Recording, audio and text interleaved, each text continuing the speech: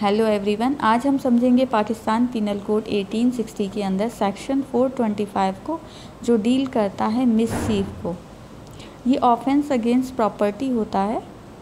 अब मिसचीफ की broad understanding ये है कि कोई बंदा अगर किसी प्राइवेट इंडिविजुअल या फिर किसी पब्लिक को कोई लॉस पहुंचाता है इंटेंशनली तौर पर, जिसमें उसकी इंटेंशन भी शामिल होती है, तो फिर उसको मिसचीफ कहा जाएगा। फॉर एग्ज़ाम्पल कि अगर कोई बंदा किसी की वैल्यूएबल सिक्योरिटी को जला देता है या फिर जो है किसी के घर में आग लगा देता है, तो फिर जो है उसने वो ऐसा क्यों करता है, ताकि किसी को रॉन्गफुल लॉस पहुंचे, तो फिर कहा जाएगा कि उसने जो है मिसचीफ कमिट किया।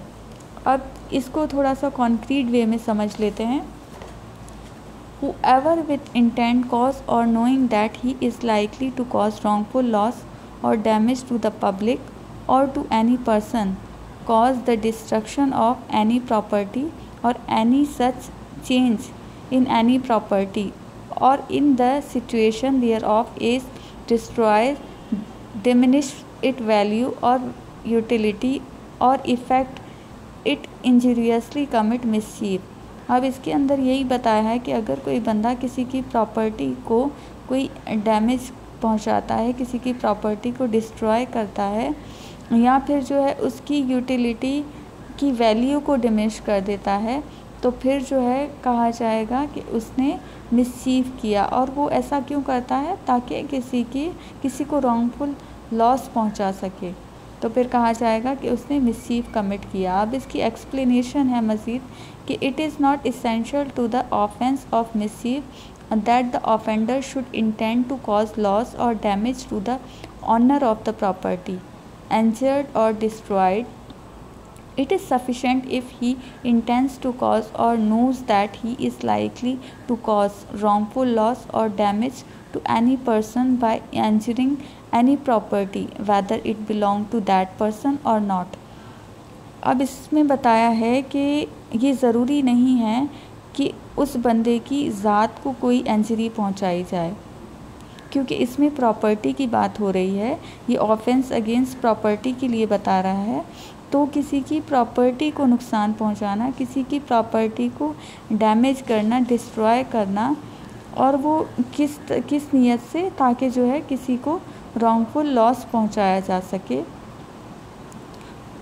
Mischief may be committed by an act affecting property belonging to the person who commits the act or to the person and other jointly. अब ये जो प्रॉपर्टी होती है, ये दोनों पर्सन की जॉइंटली भी हो सकती है, जिस तरह से ऑफेंडर की भी प्रॉपर्टी और अदर पर्सन, कोई दूसरा जो पर्सन है जिसको लॉस पहुंच रहा है, उनकी जो है जॉइंट प्रॉपर्टी है।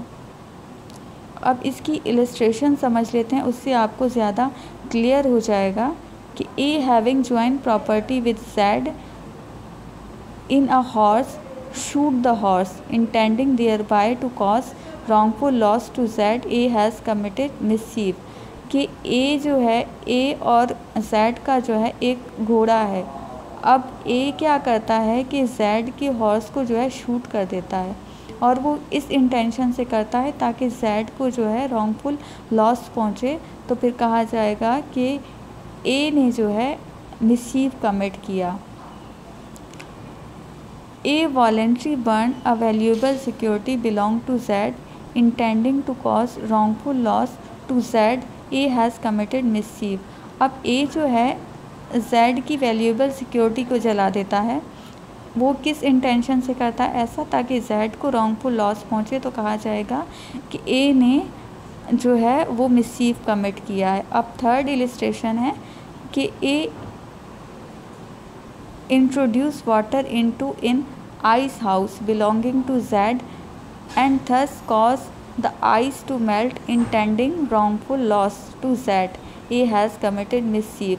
अब जो है A का जो है A ने क्या किया कि Z का जो है आइस हाउस है, उसको जो है मेल्ट करने के लिए उसमें जो है पानी को जो है प्रोड्यूस किया, मतलब पानी बहने के लिए छोड़ दिया, ताकि इस इंटेंशन के साथ, ताकि पानी के साथ मिलकर जो है बर्फ़ जो है वो मेल्ट होना शुरू हो जाएगी।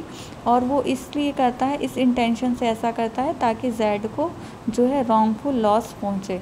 और इसकी 4th एग्जाम्पल देख लेते हैं। ए causes cattle to enter upon a field belonging to Z, intending to cause and knowing that he is likely to cause damage to Z crops. A has committed mischief। अब इसके अंदर बताया है कि ए क्या करता है कि Z के क्रॉप्स में जो है किसी कैटल को छोड़ देता है, मान लो कि किसी हॉर्स को छोड़ देता है, और वो जो है पूरे क्रॉप्स को ख़राब कर देता है, डैमेज कर देता है। और वो ऐसा इस इंटेंशन के साथ करता है ताकि जेड को वो रॉन्गफुल लॉस पहुंचाए। तो कहा जाएगा कि ए जो है, ए ने मिसचीफ कमिट किया है। अब जो इसकी जो है पनिशमेंट बताई गई है वो सेक्शन 426 के अंदर बताई गई है, जो है 3 मंथ, और फाइन भी हो सकता है। It depending upon the situation को देखते हुए फ़ाइन इम्पोज़ किया जा सकता है। अब जो है इसके सेक्शन बहुत ज़्यादा हैं, जो एक जो है वीडियो के अंदर कवर नहीं हो सकते हैं।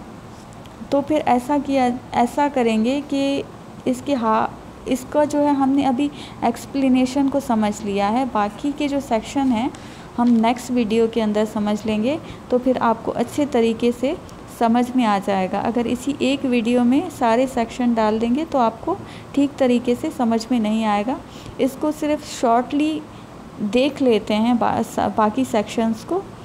सेक्शन 427 से लेकर सेक्शन 429 तक बताता है कि इतने तक की, अगर इतने तक का अमाउंट है, इतने तक की वैल्यू है, तो फिर जो है उसमें पनिशमेंट बताई गई हैं कि इतने तक की अगर वैल्यू होगी, इतना अमाउंट होगा तो ये पनिशमेंट दी जाएगी।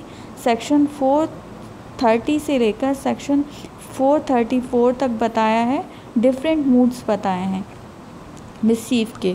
फिर सेक्शन 435 से लेकर सेक्शन 436, यानी कि सेक्शन 435 और सेक्शन 436 बताता है एक्सप्लोसिव सब्सटेंस के, अगर मिसचीफ एक्सप्लोसिव सब्सटेंस के साथ किया जाता है तो उसकी डिटेल बताता है।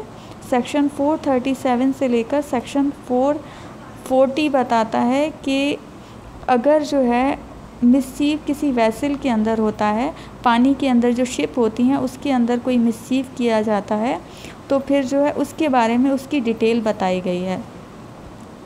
अब मज़ीद जो ये सेक्शन मैंने आपको बताए हैं उसको नेक्स्ट वीडियो के अंदर हम कवर करेंगे, ताकि आपको जो है अच्छे तरीके से समझ में आ जाए, सारा क्लियर हो जाए।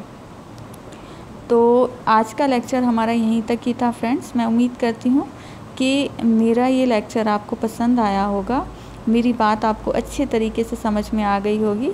अगर मेरा ये लेक्चर आपको पसंद आया तो प्लीज़ काइंडली मेरे चैनल को लाइक और सब्सक्राइब कर दें। तो मिलते हैं नेक्स्ट वीडियो में, तब तक के लिए अल्लाह हाफ़िज़।